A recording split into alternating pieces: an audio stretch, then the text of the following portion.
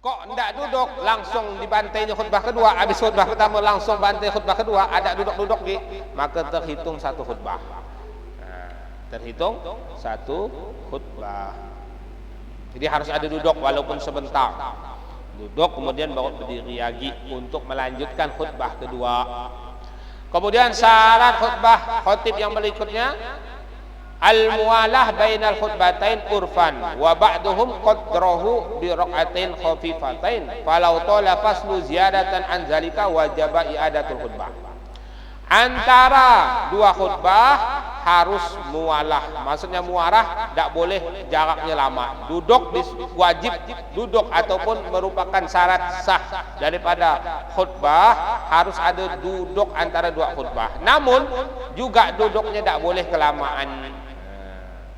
Kok lama lebih dari ukuran 2 rakaat solat juga tidak sah, karena syaratnya harus mualah.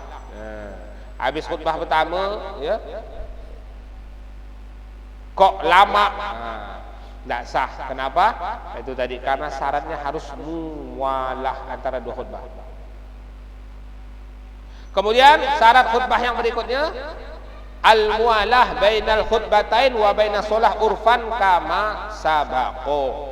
Antara khutbah dan solat juga harus mualah, tidak boleh lama.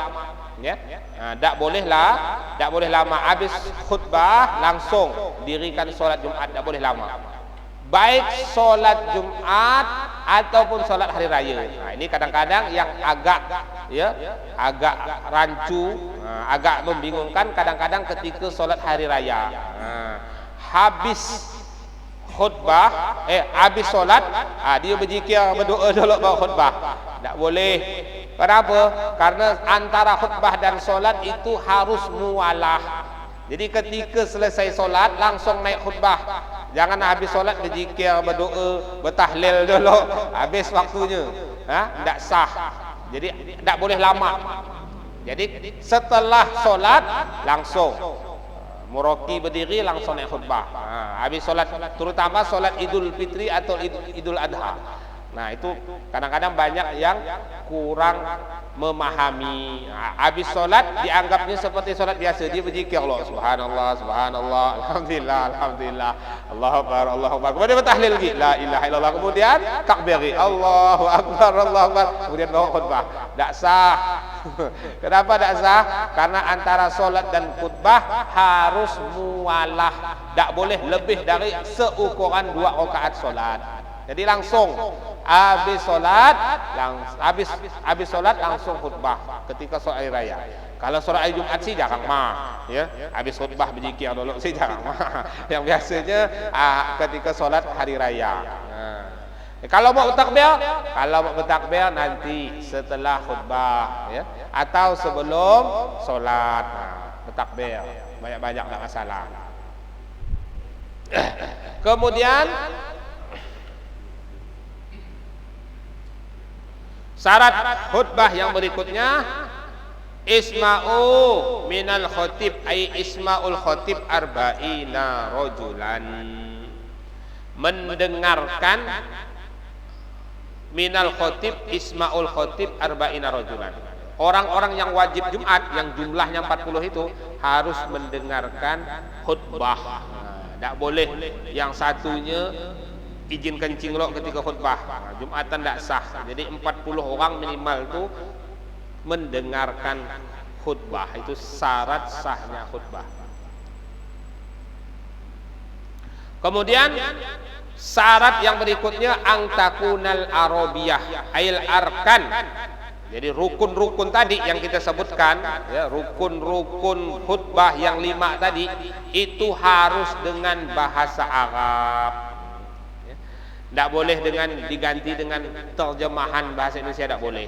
Rukun-rukun yang tadi, alhamdulillah, ya, salawat kepada Nabi, ya, wasiat takwa, ya, kemudian membaca ayat Al-Quran, doa untuk orang iman dan orang Islam itu harus dengan bahasa Arab. Nah, rukun-rukun itu dengan bahasa Arab. Setelah itu bantai dengan bahasa Indonesia boleh, tidak ada masalah.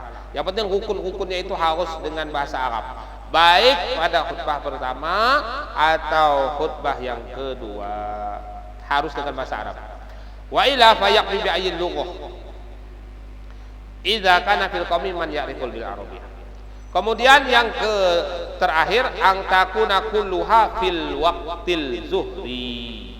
Syarat sahnya khutbah lagi yang berikutnya adalah harus dikerjakan Jumatan dan khutbah harus dikerjakan, salat dan khutbahnya harus dikerjakan di waktu zuhur. Tak boleh di luar waktu zuhur.